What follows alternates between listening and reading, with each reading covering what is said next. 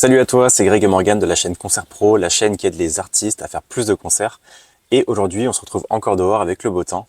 Et j'ai eu une idée assez sympa. Je posais la question à Morgan, voilà, quels sont les critères pour travailler avec des musiciens en tant qu'artiste? Comment ça se passe? Et j'aurais aimé que que tu témoignes un peu. Actuellement, je sais que toi, tu as été dans 3 groupes différents, Ouais, si je me trompe pas. exactement. Et donc voilà, je pense qu'elle a suffisamment d'expérience pour justement voilà, vous éclairer un peu là-dessus. Oui, alors après, voilà, c'est à titre personnel. Chacun est différent, chacun a ses critères sans doute, etc. Mais moi, ce que j'ai relevé souvent, et ce dont j'ai parlé pas mal de fois avec d'autres artistes aussi, je trouve que, enfin, pour moi, il y a vraiment 3 critères, Ok. finalement, quand je m'engage ou non, avec des musiciens sur quelconque projet. Déjà, premièrement, pour moi, il y a forcément le truc un peu évident, mais parfois, en fait, on peut être surprise, c'est la musique. Tu veux dire quoi Musicalement, par là? Ah, musicalement, ok. ouais, musicalement parlant, est-ce que c'est good? En fait, dans le sens où c'est pas que le fait ah, il est super doué, j'ai trop envie de travailler avec lui, ou ah, elle chante super bien, etc. En fait, ça va au-delà de ça pour moi. Il faut qu'il y ait un langage musical qui soit quand même assez fluide.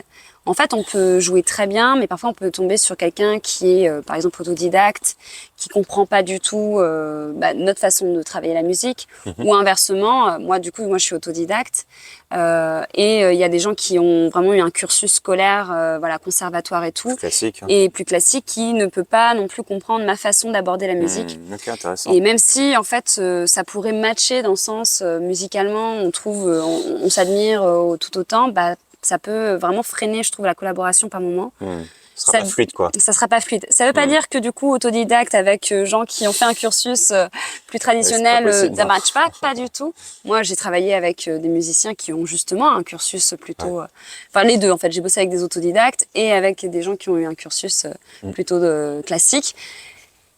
Et en fait, ça marche très bien. Mais voilà, parfois, ça ne peut pas C'est au matcher. cas par cas, quoi. C'est au cas par cas. D'accord. Voilà, est-ce que c'est fluide ou pas? C'est la question à se poser. Parce que même si sur le moment, on se dit, allez, on va quand même tenter, au Hmm. bout d'un moment, je pense que ça peut quand même poser des gros problèmes. Ok. Est-ce que du coup, c'est quoi le deuxième?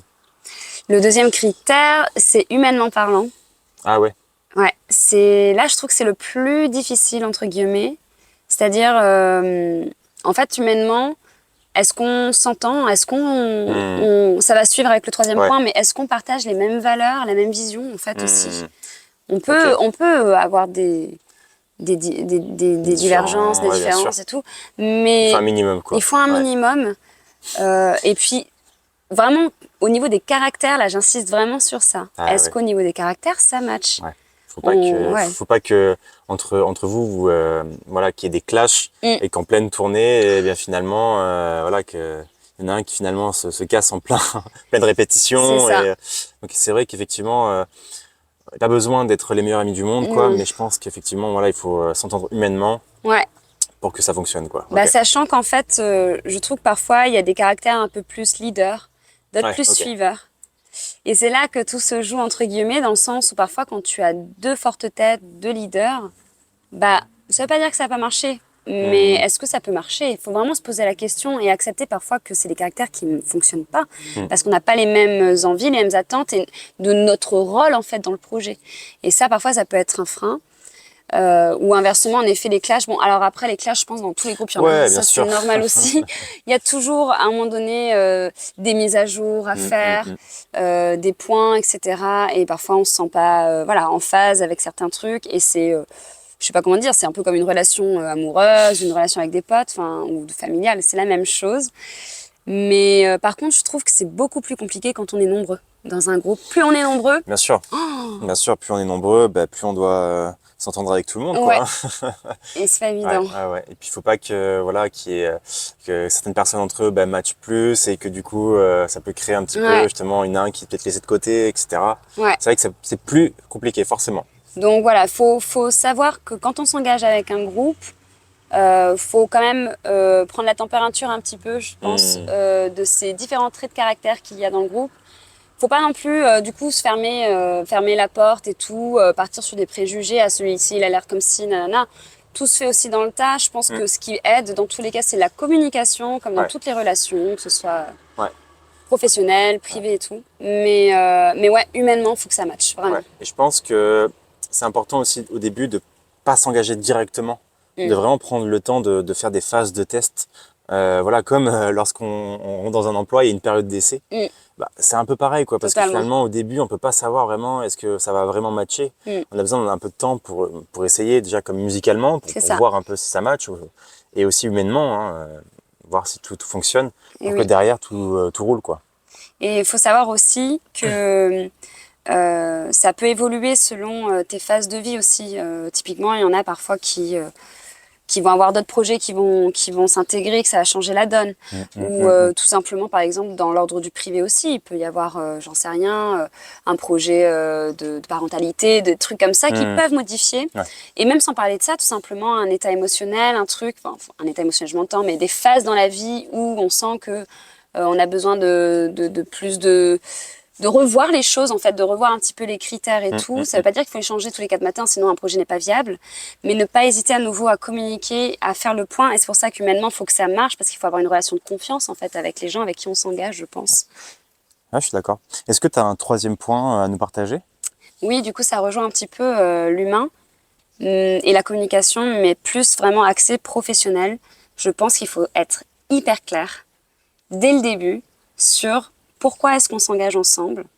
C'est-à-dire, typiquement pour la tourne, pour les tournées, pour des artistes de scène. Hein, moi, je parle vraiment de mon expérience du coup.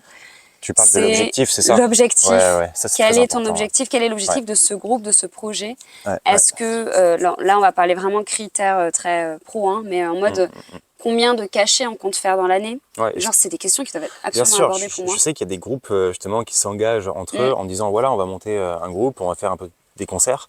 Mais finalement, on se rend compte avec le temps que il y en a un qui est pas prêt à s'investir autant que l'autre. Et en fait, c'est là où ça mènera à rien et c'est une perte de temps, quoi. Donc vraiment, dès le début, voilà, définissez vos objectifs et il faut que ça matche, quoi. Vraiment, s'il y en a un qui se dit, moi, ce que je veux, c'est faire tant de concerts, voilà, il faut s'engager et après, il faut être prêt à le faire. S'il y a une autre personne qui dit, non, finalement, moi, de base, je voulais juste faire quelques concerts à côté de mon emploi, voilà, ça n'a rien à voir. Donc, encore une fois, vraiment, il faut être clair sur, voilà, à quel point chacun est prêt à s'investir dans le projet. Totalement. Et vraiment pour en revenir sur l'exemple justement de faire des concerts ensemble, au-delà du nombre de cachets, évidemment, il faut parler de tarifs.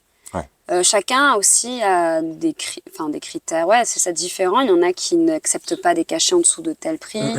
Ça, c'est des choses qui doivent être définies dès le début.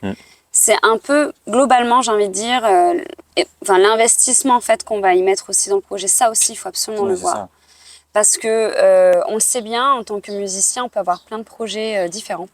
Et d'ailleurs, je le recommande énormément parce que chaque projet nourrit l'autre. C'est hyper enrichissant musicalement dans la carrière. Ça ouvre en fait des portes beaucoup plus que si on reste qu'avec un projet. Mais bien sûr, il y a des projets peut-être qui sont plus monétisables que d'autres. Ou tout simplement qu'on affectionne davantage parce que c'est ce qu'on a créé et tout, et du coup ça peut prendre un tel taux d'investissement. Donc je trouve que c'est intéressant parfois de penser comme ça. Moi, c'est comme ça que je le fais.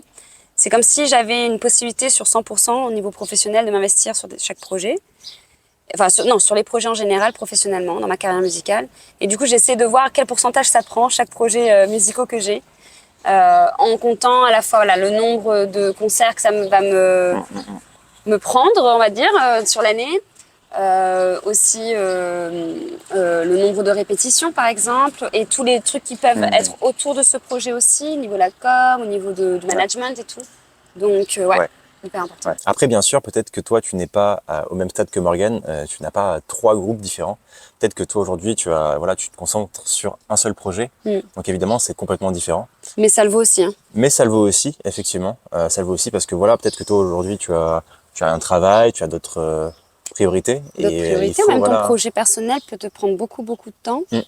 Pour qu'il marche bien, il faut que tu t'accompagnes des bonnes personnes qui prennent en compte tous les aspects, parce que là, je parlais vraiment du pourcentage sur ta vie professionnelle. Mais un truc qu'oublient beaucoup de musiciens aussi, et dont j'ai pas mal parlé avec différents musiciens, c'est la vie privée. Parce que notre métier est très... quand on fait de la scène, en tout cas, puis même quand on fait pas de la scène, quand on est musicien, c'est comme un auto-entrepreneur. Ah, bien sûr. On a du mal à couper. Vraiment. Ouais, bien sûr. Donc, il est hyper important quand tu t'engages avec un groupe de prendre en compte aussi ta vie privée et chacun est différent aussi sur voilà, quel pourcentage il dédie à sa vie privée. Ouais, bien sûr. Donc, ça aussi, prends-le en compte. C'est vrai que c'est bien de le préciser, ça, parce que je sais que dans certains groupes, voilà, il y en a qui ont plus de temps à investir que d'autres. Et du coup, ces gens-là, ils comprennent pas forcément pourquoi un autre ne s'investit pas autant. Effectivement, parce que l'autre aussi, il a un travail, il a peut-être d'autres projets. C'est ça. Et en fait, c'est pour ça qu'il faut mettre tout ça à plat dès le début, parce Dès que le sinon, début. ça crée des incompréhensions. Donc, voilà, tu Voilà. fais bien de le préciser. Je pense que ces 3 critères-là en soi, est-ce que musicalement ça match, est-ce que humainement ça match, et surtout est-ce que on est raccord et sur la même longueur d'onde sur la façon dont on souhaite mener ce projet. Voilà. Voilà, j'espère que cette vidéo t'a plu. En tout cas, si tu as des choses à nous dire, des questions, n'hésite pas, l'espace commentaire est fait pour ça. Et si tu veux nous soutenir, c'est gratuit, tu as juste à liker et à t'abonner. Et sur ce, on te dit à très bientôt À très pour la prochaine bientôt. vidéo. Ciao!